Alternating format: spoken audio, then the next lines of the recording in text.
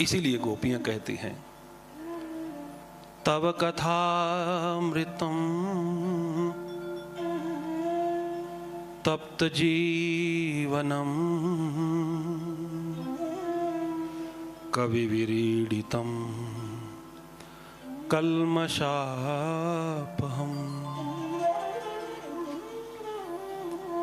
बोले भाई कथा कैसी है? अमृतम, तुम्हारी जो कथा है वो अमृत के समान है। तब कथामृतम, कैसा अमृत है? तप्त जीवनम, जो हम तपे हुए जीवन वाले हैं ना, क्योंकि महाराज इस संसार में ऐसा कौन है जो तपा हुआ नहीं है? हर कोई तपा हुआ है, हर किसी को कुछ ना कुछ लगा हुआ है।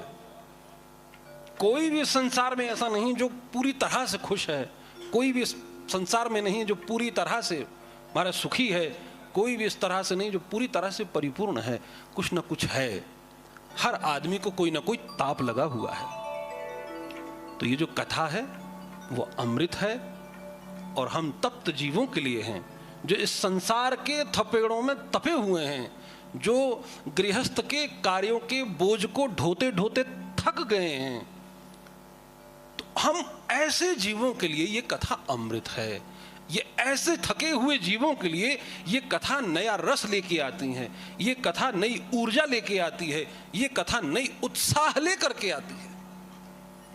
यहां जितने दिनों तक हमने कथा सुनी है, ये जो कथा है, इस कथा को सुनकर के हमें क्या मिल गया? क्या मिल गया? इस कथा को सुनकर के हमें उत्साह मिला है, भगवान के प्रति हमारी श्रद्धा और प्रगाढ़ हो गई है, भक्ति में हमारा मन और लग गया है।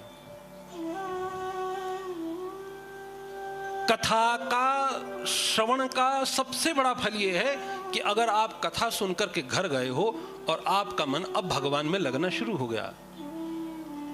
एक तो है कि भाई ठीक है, कथा सुन ली, दिन व्यतीत हो गए, कोई बात नहीं, बहुत अच्छा, औपचारिकता है, निमंत्रण आया, गए, सुनी, प्रसाद लिया, चले गए।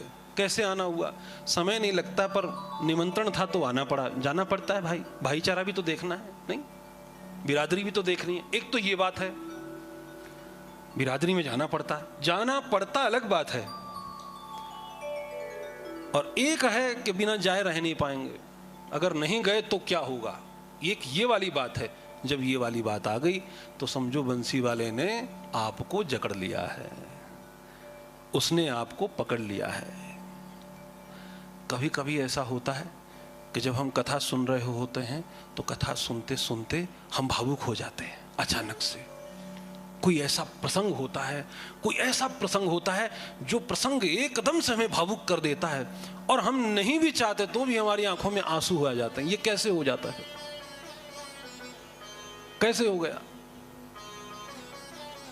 ध्यान रखना, जिसको भी कथा में ऐसा लगा हो कि कथा सुनते सुनते अचानक से रोमांच आ गया, अचानक से ऐसा लगा कि कुछ हुआ,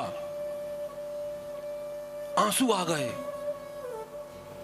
तो समझ लेना उस समय मेरे ठाकुर ने आपको छुआ था, उस समय भगवान आपको छू के निकल गए, और इसीलिए आपको एकदम से रोमांच आया। छू लिया उन्होंने, आपको बांध लिया, पकड़ लिया, अपना बना लिया।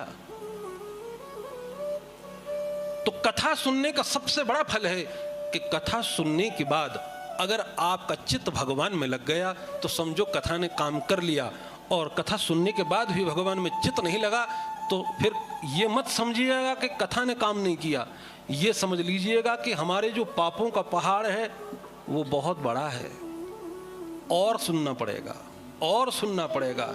इसीलिए हमारे ग्रंथ कहते हैं सदा सेव्या श्रीमद्भागवती कथा।